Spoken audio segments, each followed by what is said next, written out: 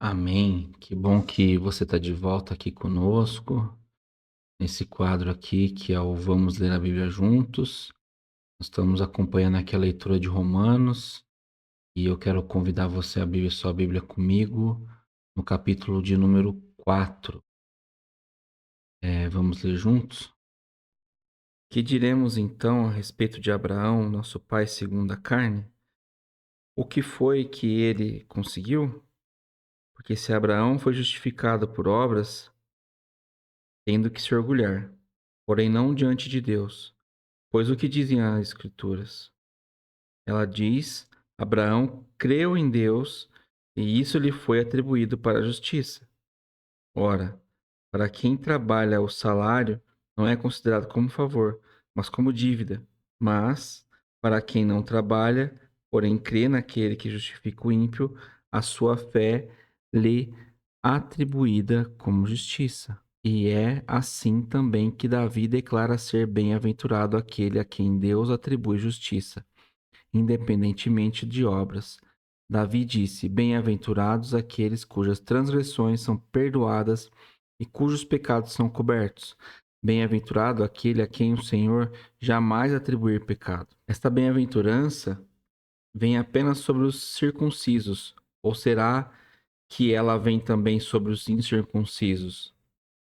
Porque dizemos: a fé foi atribuída a Abraão para a justiça.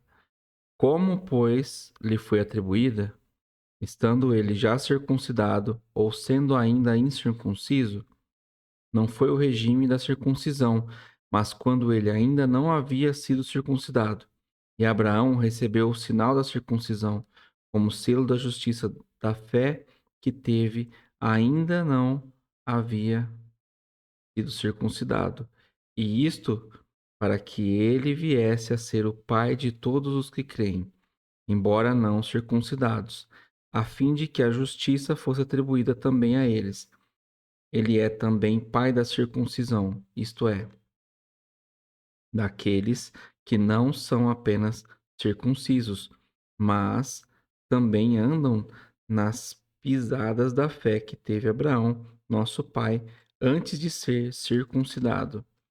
A promessa de que seria herdeiro do mundo não veio a Abraão ou a sua descendência por meio da lei, e sim por meio da justiça da fé. Pois, se os da lei é que são os herdeiros, anula-se a fé e cancela-se a promessa, porque a lei suscita a ira, mas onde não há lei, também há transgressão. Esta é a razão que provém da fé, que seja segundo a graça, a fim de que a promessa seja garantida para toda descendência, não somente a descendência que está no regime da lei, mas também a descendência que tem fé que Abraão teve. Porque Abraão é o pai de todos nós, como está escrito: Eu constituí por pai de muitas nações, diante daquele em quem Abraão creu, o Deus que vivifica os mortos e chama à existência as coisas que não existem. Abraão, esperando contra a esperança, creu, para vir a ser pai de muitas nações, segundo lhe havia sido dito: assim será a sua descendência. E sem enfraquecer na fé, levou em conta o seu próprio corpo já amortecido, tendo ele quase 100 anos, e a esterilidade do ventre de Sara. Não duvidou por incredulidade da promessa de Deus, mas pela fé se fortaleceu, dando glória a Deus, estando plenamente convicto de que Deus era poderoso para cumprir o que havia prometido.